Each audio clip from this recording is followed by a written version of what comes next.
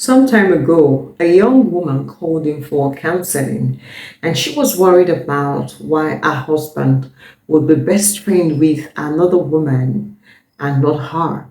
Now, she was very sure that sexual intimacy wasn't going on between these two people, but her husband found it comfortable confiding in this young woman and seeking counsel from her and spending time with her.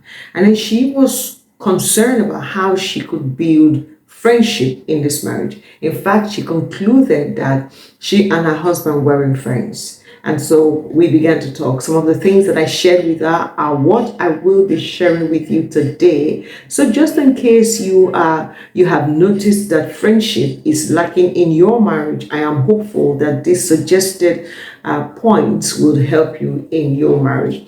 But first, you must understand that it takes deliberate effort to get what you want to get in marriage. I would always say that marriage is like a garden, it's like a farm. The way you tend it will determine the kind of fruit you're going to get. If you leave it unattended to, you're going to get weeds, you're going to get grass, and you will allow the fruits of your garden to be infested by pests, by insects, and things that you don't want. So marriage takes deliberate effort. In fact, I would say that to get a blissful marriage, take a bit of hard work, not just prayer, the bit of investing into it. So it takes continuous effort. Now, the fact that you felt a certain way in your first year in marriage doesn't automatically mean that that's how you're going to feel the rest of your life. Now, pressures will come to affect what you feel for your spouse differently from how you first got married. Now you have children, work, health, finances, all of those can pose threat to the bliss you have in your marriage. And so it is the responsibility of the husband and the wife to invest deliberate effort and mutual dedication to ensure that the marriage stays as sweet and spicy as you first started it. Now, one of the suggestions that I would give is practice open communication. Communication is the life wire of every happy relationship, not just marriage. It is the most important part of your fostering friendship in your marriage. Communication, everything hinges on it. So practice open communication. Now, when you practicing open communication, it means that daily you are having conversation. So something happened yesterday that you're offended at. You don't carry the attitude into the next day and be offended for what happened yesterday. Well, you may say, what if the spouse hasn't apologized? Are you supposed to carry on like that? By all means, yes. Not because of that spouse, also because of your personal mental health. So talk about the things that you're offended at. Talk about the things that is not going well with you. Sometimes I even get couples say things like, well, I have always complained about this issue and the person keeps doing it. Now, if you complain about it and you haven't seen any changes, what makes you think that when you don't complain or when you don't say anything, then you're going to see changes? So talk about it. Talk about how you feel. Talk about your thoughts. Talk about your day. Now, when you practice open communication, talking about everything, you are also allowing your spouse to know what has happened to you when they were not there. So there are no surprises. So when you want to now talk about it, you are not trying to give explanation and detailed explanation, but already you have filled them into what they need to know. So open communication will help you know about what is going on each other's life. Now, communication also has to do with active listening. And as a marital counselor, I can tell you that is one of the biggest issues in marriage. Active listening. The husband is saying something and the wife is hearing something else, and what the message is trying to convey is not properly passed. Now, if you have preconceived idea of what your spouse is going to say, or some kind of preconceived expectation, you won't listen to them.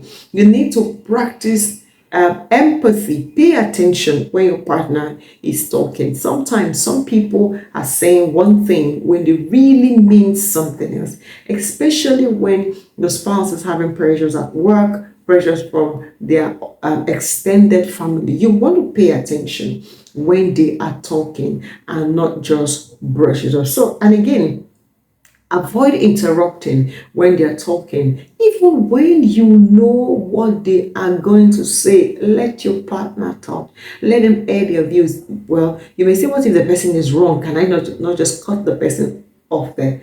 I don't think that that would be right. When your partner is giving their own opinion, their own point of view, allow them to finish. This is a marriage and this is a partnership. It is not like one person is better than the other. So this person doesn't talk well, so I shut her down or I shut him down.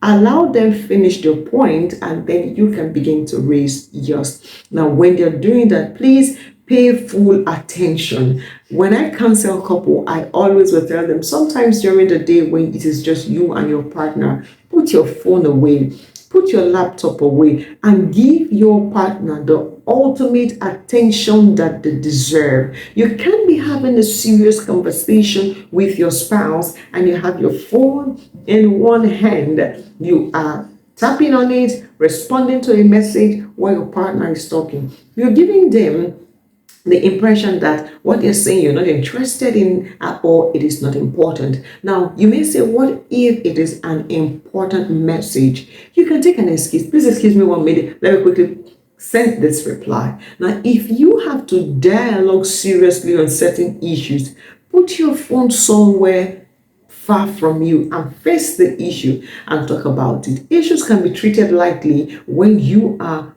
on the phone and then you are discussing. The second thing that will also help you, that will help you build friendship in marriage, is shared interest and activity. Now, I'm not saying that you and your partner must have same hobbies. If you have common hobbies, fantastic. If both of you are writers, both of you are speakers, now it makes it all easier. But if you have separate hobbies, I think that should bring the uniqueness that both of you can enjoy. Enjoy what this person is doing and enjoy what that person is doing. And how you do that is at some point just get involved. Well, I hate football. If you hate football and he likes football, he is going to struggle between keeping friendship with you and having to stay with his hobby sometimes. You don't have to become a fan. It doesn't have to be your hobbies. But there are times when you just want to sit around the person while they enjoy their hobby, keeping them company while they are doing